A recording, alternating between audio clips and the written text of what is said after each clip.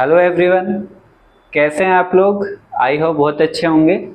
आज की क्लास में हम लोग देखने वाले हैं क्लास 10th चैप्टर 11 इलेक्ट्रिसिटी। तो 10th क्लास की हम लोग साइंस देखने वाले हैं, जिसके अंदर हमें कौन सा चैप्टर देखना है आज, इलेक्ट्रिसिटी। ये चैप्टर वैसे तो देखा जाए तो बहुत इजी चैप्टर है और बहुत शॉर्ट चैप्टर है, बट इसके अंदर जो टर्म्स आती है वो टर्म्स अपने आप में क्या होती है, बहुत ही इंपॉर्टेंट होती है। तो उससे किसमें क्वेश्चंस ज्यादा बनते हैं। थोड़ा ये चैप्टर न्यूमेरिकली भी है। तो हम लोग स्टार्ट करते हैं इसके छोटे छोटे पॉइंट्स को लेते हुए।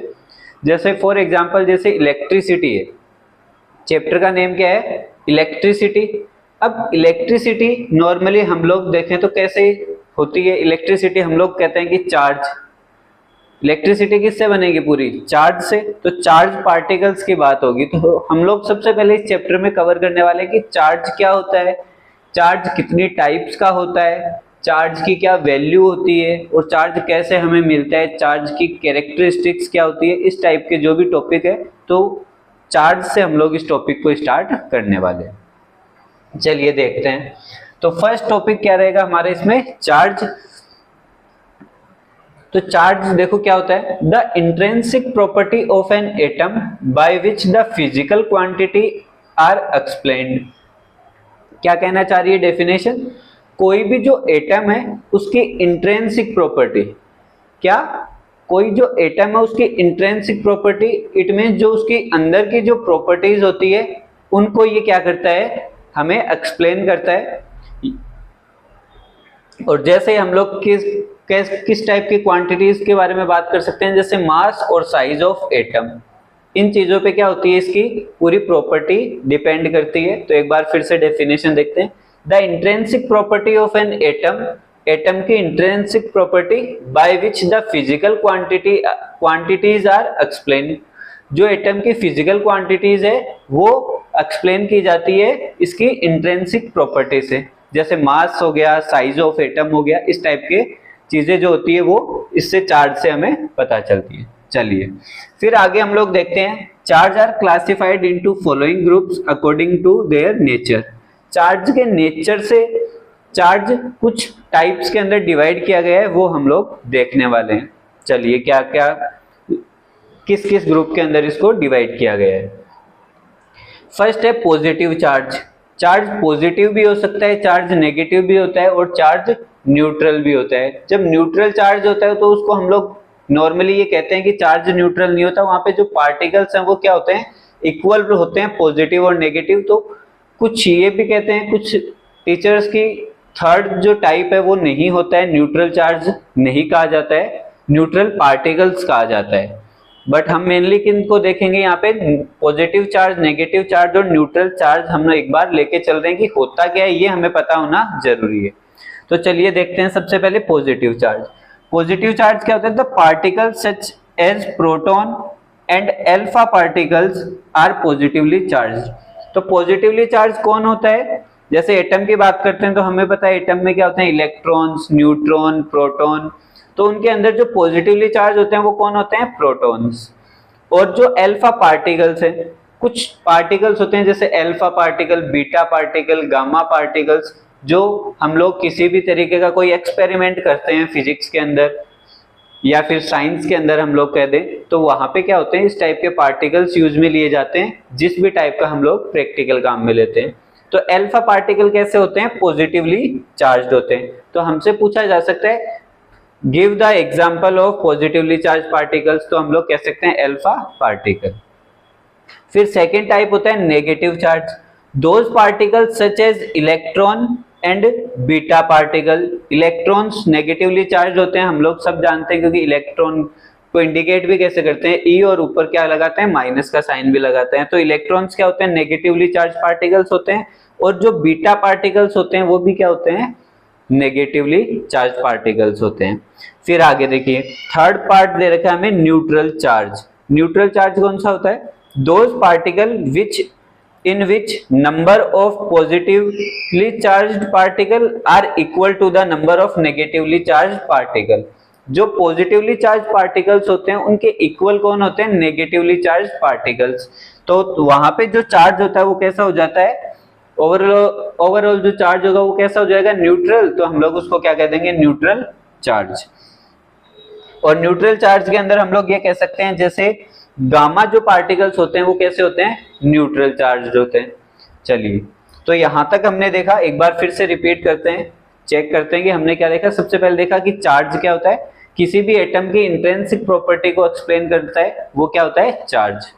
फिर चार्ज को उसके नेचर के अकॉर्डिंग हमने कितने पार्ट्स में डिवाइड किया है, तो वो हमने देखा पॉजिटिवली चार्ज, नेगेटिवली चार्ज और न्यूट्रल चार्ज। अब कुछ चार्ज की वैल्यूज देखते हैं। The charge on electron, electron के ऊपर जो चार्ज होता है वो कितना होता है, -1.6 इंटू 10⁻⁻19 कूलाम। तो यहां से ये भी पता चला कि चार्ज की यूनिट क्या हो जाएगी, कूलाम। तो इलेक्ट्रॉन का चार्ज कितना होता है, मेनली ये क्वेश्चन पूछा जाता है जैसे वन वर्ड के अंदर, what is the charge of electron, तो हम लोग क्या कहेंगे, -1.6 इंटू 10⁻⁻19। ये पावर -19 किसको इंडिकेट करती है, डिनोमिनेटर। इट मींस ये कह सकते हैं कि ये वैल्यू क्या हो गई, 1.6 अपॉन में 10⁻⁹। इसी तरीके से प्रोटॉन का चार्ज क्या होगा, सेम चार्ज होता है, बट हमने अभी पीछे देखा था कि प्रोटॉन जो होते हैं वो पॉजिटिवली चार्ज होते हैं और इलेक्ट्रॉन जो होते हैं वो नेगेटिवली चार्ज होते हैं। इसलिए इलेक्ट्रॉन पे -1.6 होता है और प्रोटॉन क्या होता है, 1.6 इंटू 10⁻⁻19।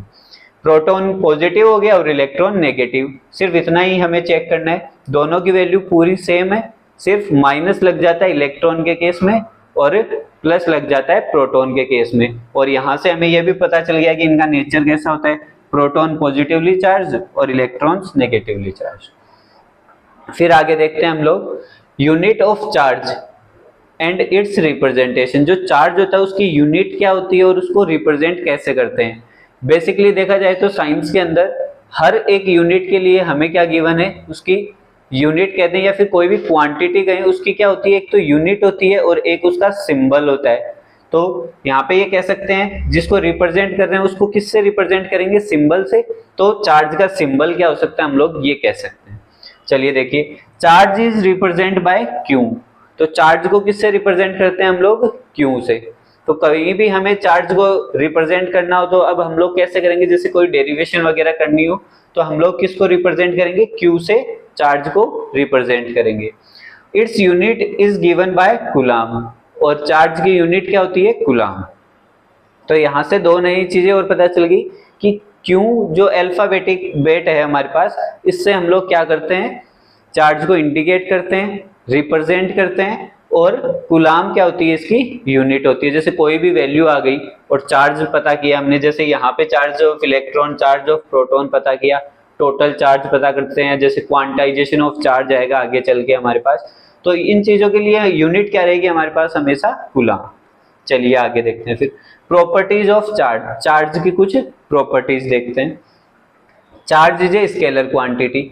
चार्ज कैसी क्वांटिटी है, स्केलर। अब सर ये स्केलर क्वांटिटी क्या होती है, ये वैसे हमने लास्ट चैप्टर्स के अंदर भी देखा है, चलिए एक बार फिर से एक्सप्लेन कर देते हैं।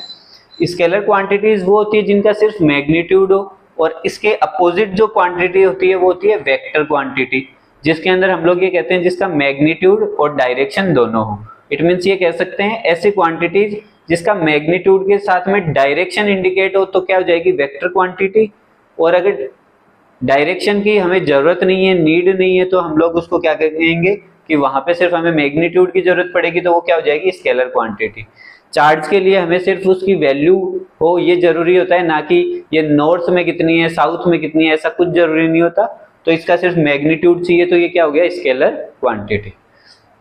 फिर देखिए, charge are additive in nature. Charge कैसा होता है, एडिटिव होता है, इसलिए हम लोग उसका क्या कर सकते हैं, एडिशन और सब्ट्रैक्शन कर सकते हैं एज पर रिक्वायरमेंट। तो पॉइंट क्या है, charges are additive in nature, that is they can be added और subtracted according to requirement. Requirement के अकॉर्डिंग अगर हमें टू चार्जेस को ऐड करना है तो हम ऐड कर सकते हैं, उनको सब्ट्रैक्ट करना है तो सब्ट्रैक्ट कर सकते हैं। ऐसी प्रॉपर्टी को हम लोग क्या कहते हैं, एडिटिव प्रॉपर्टी।